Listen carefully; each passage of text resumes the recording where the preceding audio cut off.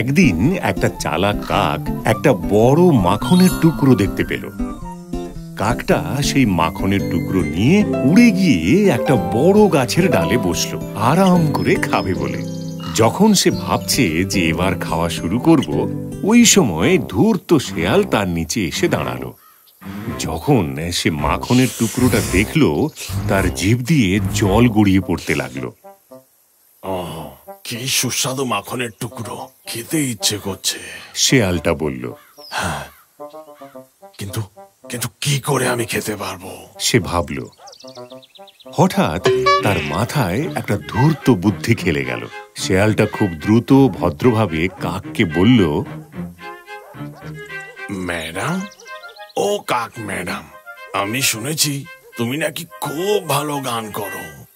দয়া করে আমার জন্য এখন একটা গান গাইবে? সে জিজ্ঞেস করল। কাকটা কিন্তু ভীষণ চালাক ছিল শেয়ালের থেকে।